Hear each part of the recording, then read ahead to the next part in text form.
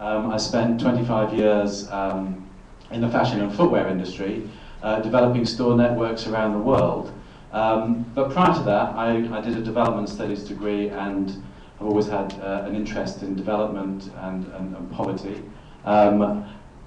Obviously, when I was trading stores around the world, it was slightly different. I was working in sort of more medium and high-end brands.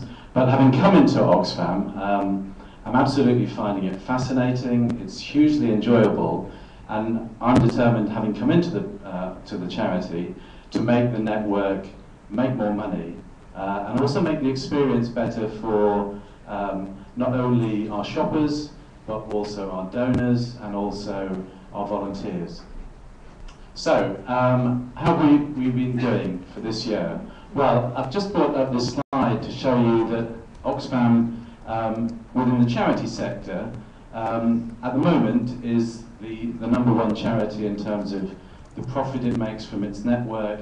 We have the lowest cost base with our shop rentals and our volunteer model. We have quite a different model from, say, British Heart Foundation. They spend an awful lot of money doing house-to-house collections, so I think they've got a bit more risk in their model. But we've had a very good year. We've made, if we just move on to the next slide. Okay. So, yeah, we've had a record year. We made £25.9 million this year, which the previous peak was in the tsunami year. And I think it's a great achievement through our volunteers, our shop managers, our area managers. And it's a great start for me. I'm not going to take any credit for that because previously David was running the division and he did an excellent job in building the business. So I've got to then take the shop network to a new level, and that's what I intend to do. How are we going to do that? Well, our strategy for the next 2 to 3 years is basically laid out in this simple diagram. What does it mean? Well, representing Oxfam, I think that means as a shop network as a whole, we need to represent Oxfam with a bit of a stronger voice than we've currently got. I think the Oxfam shops at the moment are very good in terms of shopping experiences, but they don't really talk too much about what we do as an organisation. And I think if we can improve that and communicate with our donors and volunteers and shoppers more, it'll make us stand out within the sector and help me build more profit within the business. Also representing Oxfam are all our volunteers, and I want them to be able to stand confidently in front of consumers and donors, and when they get asked questions in the stores, I want them to have the information available to them to be able to say what percentage of money goes overseas, what our cost base is, maybe what programs we're working on. I just think volunteers need to have as much information as we can provide them, and we're working on ways to do that.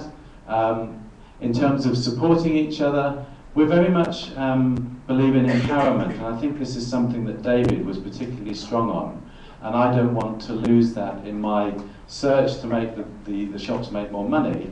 Empowerment is very much part of the way I want us to do that, and I don't want us to lose individual ideas in shops being taken further and developed and making more money. We've got some amazing volunteers in our network.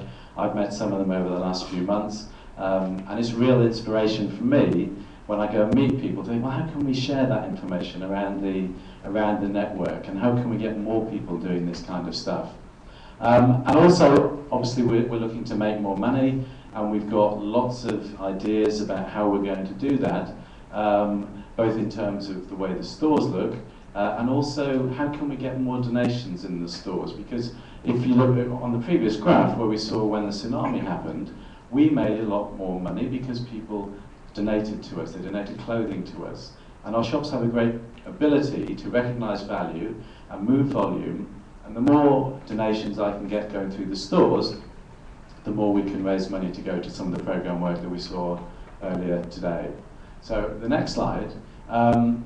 We're working on a small pilot to think about a redesign of the shop network. But we're not talking about the whole network. We're talking about 6 shops to start with, so 6 pilot stores. And we're looking at 3 channels. We're looking at, obviously, the shopper experience. How can we improve the shopper experience and make it more obvious to people what we sell, and the fact that Oxfam shops are a great environment. So one of the things that we're going to do is improve our windows. I've deliberately put a picture up here that looks nothing like it's going to look, but it does look different from the current stores, because I don't want to give the game away at this stage. It's all still in design. But we want to make the shopping experience better. I want to make it better for volunteers so that we can think about the processes that we have within the shop. How can we arrange the back areas of the shop to make their lives easier and the processing of stock easier? And some of our stores have already got fantastic systems, but again, we haven't shared that amongst the network. So we're working with volunteers and shop managers to make sure that the engine room of the shop is designed as well as it possibly can be. It's always going to be different from shop to shop because we've got some amazing configurations with stores on 3 floors, stores with basements. It's very difficult to make them consistent, but at least they'll be efficient. And then we're looking at donors. How can we thank donors to come when they come and give us stock? Do we do that often enough? Is it easy for them to sign up to Gift Aid, which has been such a growth area for us over the last 3 to 4 years? So we want the shop to connect the town it's in to some of the work we're doing, so we want to talk more about what Oxfam's work is. We want people to think of the shops as a community store that they've all got involvement in, and also share some of the skills and expertise that our volunteer force have. We've got amazing people in our shops, and I don't think we talk about them enough. So is there some way of communicating some of the skills of our volunteers to the general public? If we move on to the next slide. We're doing campaigns like the Bra Hunt, which you will have seen in the national newspapers and in your local shops, and that was an attempt to connect our programme work with. We've got a social enterprise in Senegal, which we were being told they've got a need for bras. They want us to help them collect bras to sell in the local markets, and it was a great story for the media. We had amazing publicity, and we'll look at do other events over the next months and years to come. We also, in terms of getting our volunteers better informed, we've been holding conferences, we've been surveying volunteers for the first time. We did a pilot of 200 stores, and we got 1,000 people coming back to us, so a real understanding of how volunteers are feeling about things at the moment. And we'll be doing a bigger survey over the next year to get a bigger amount of feedback from volunteers, and also setting up shops net so volunteers can start communicating more with Oxfam and with each other, again, to help us share ideas. And for this coming year, my management team, rather than holding conferences where sometimes we see the same faces, we're going out to stores each month individually to make sure we meet shop teams, area teams, again, to get a feeling for what's going on at the ground.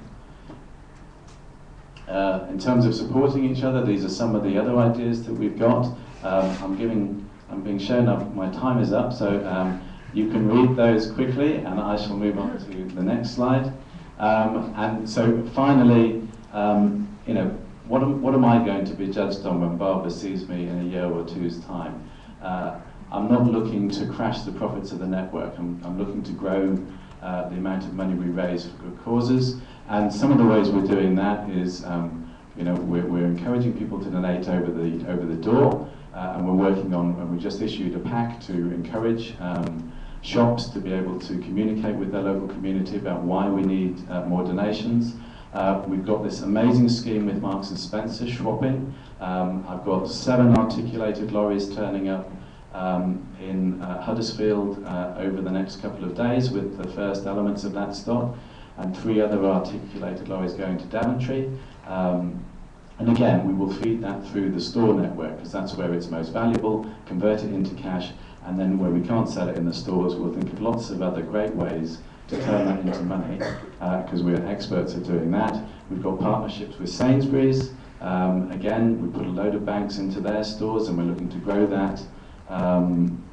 network. And also, there's a big problem with clothing banks, with stock being taken out of them by organised gangs. And we're doing a lot of work with the police to get on top of this, because I don't want people to think that charities and Oxfam banks are a soft touch. And we've made a few arrests, or we haven't, but the police have, to try and to clamp down on this activity, because it's an area of significant loss in the network, and I don't want the public to be upset and think that if they put something in a bank, it doesn't go to the charity. So we're going to make more money, and you can ask me some questions about it in a minute. Thank you very much.